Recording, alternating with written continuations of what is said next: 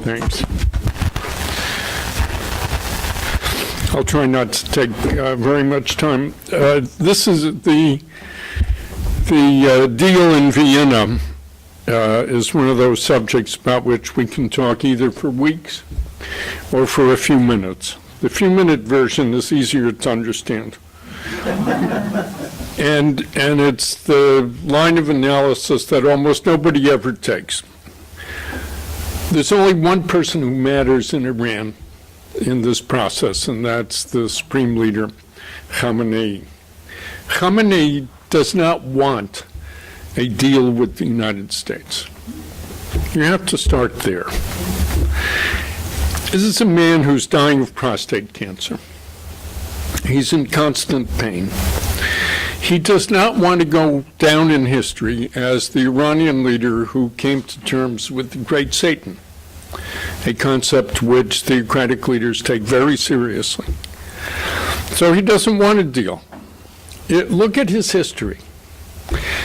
Twice before, American presidents convinced themselves that they had made a deal with Iran. It's always the same deal, by the way. We end sanctions, release funds, and they promise to be good on nukes. Happened twice before, once under Clinton, once under George W. Bush, which, by the way, is the great untold story, even though BBC did a 3-hour special on it with all the key American participants live on camera confirming it all. All right, and twice before, we got right up to the finish line. Right, I mean, literally, right up to the day that the document was ready to be signed, and Khamenei called it off. In the case of George W. Bush, I mean, it's almost like a Marx Brothers scene. Condoleezza Rice got on an airplane from Washington, flew to New York, to the United Nations, waiting the arrival of Ali Larijani. The whole document was agreed. All the terms had been negotiated. We had issued, over the previous weekend, 300 visas to Iranians to get on the airplane with Larijani and fly over to New York. They were all ready to sign it. Larijani's airplane never left Tehran. And Khamenei, twice on each one of these occasions, gave a speech saying, what do the Americans expect from us? What do they want from us? And they can't do a damn thing about it, which is true. And so no one should have been surprised at that great flurry of activity at the end of Vienna, people running around, people flying back, Iranians going back to Tehran, coming back to Vienna, and so forth. And then finally, at the end, there's nothing. That's the pattern. But we don't much study that sort of pattern. We get enmeshed in the fascinating details about how many centrifuges and Arak here and Fordo there and Parchin at this other place and heavy water reactors and so forth. The fact is there are two things that Khamenei will never do. One is he will never make an agreement with the United States that's anything other than a complete humiliation of the United States. And number two, he will never, ever give up the nuclear weapons program. Those are the two fixed principles.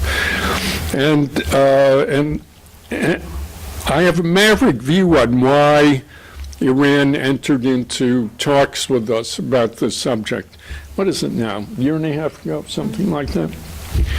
Not because of sanctions, but because Rouhani and Zarif realized and convinced Khamenei that the American will was broken, that Obama would do anything Iran asked, and that they could get sanctions lifted without compromising the nuclear program just by talking.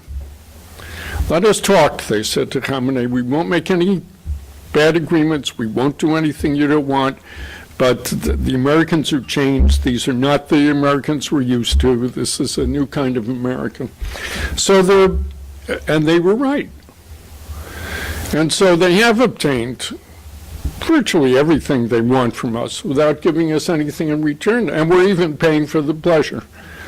Or so it seems, $700 million a month or whatever it is. We'll know the details in a bit of time. But what Khamenei wants now, I mean, the whole Iranian program is keep talking, keep on with the nuclear program, and in the meantime, destroy America and American allies and so forth. Nukes is the least of our problems with Iran. Nobody wants to deal with the real problems with Iran. They don't need nukes to kill us. They were all ready to blow up a restaurant in Georgetown to assassinate the Saudi ambassador and kill who knows how many scores of Americans in the process. They're good at that. Car bombs, they can do. Suicide, terrorism, they can do. And they've killed lots of us. All those IEDs in Iraq and Afghanistan, they were most of them of Iranian provenance, designed in Iran, some of them manufactured in Iran, parts of Iran, people trained to use them in Iran and so forth. They're killing us all the time. They've killed thousands of Americans. They don't need nukes for that. Nukes is something else. Nukes for them is a guarantee, and the great example of the thing that really kicked off their crash program was when we drove Saddam out of Kuwait. And they said, aha, you see, if Saddam had nuclear weapons, the Americans would never have dared do that. Therefore, we must have nuclear weapons so that whatever it is we decide to do, the Americans won't dare come after us. That's why. And so they started talking to us for two reasons. First, because they're desperate to have nukes to protect themselves against that kind of eventuality. And second, because they think that the American will is broken, that we will never do anything mean to them, that they can get us to do anything they want. And there's a lot of evidence. Look at our policy in the Middle East, in many ways inexplicable, mysterious, impenetrable, and so on. What in the world are we doing in Syria?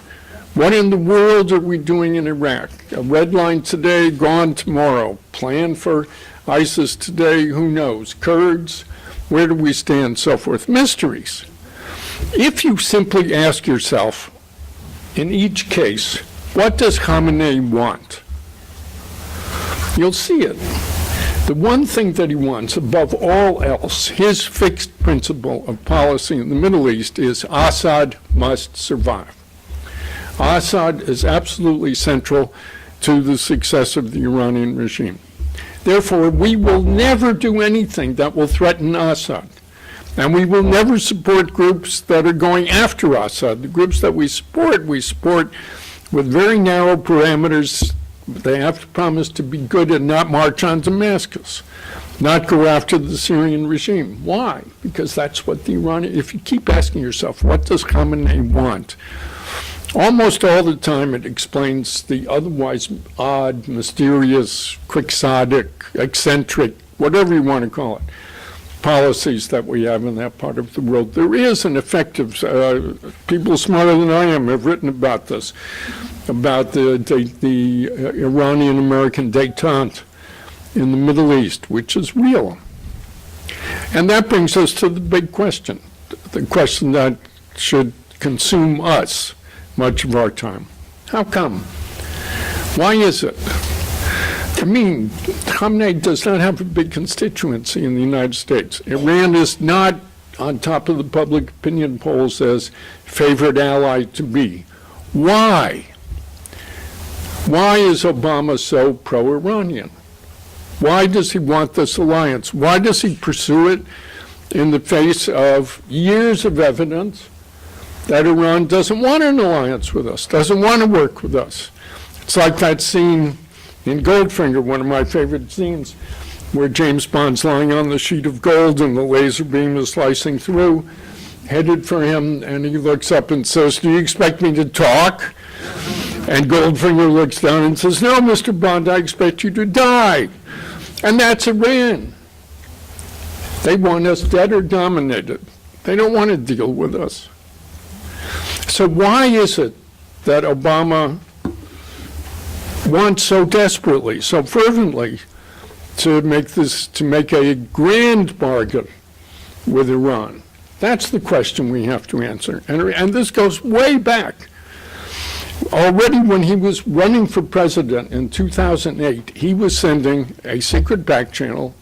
Bill Miller, former chief of staff of the Senate Intelligence Committee, former ambassador to Ukraine, former foreign service officer in Iran, speaks Farsi. He was the perfect person.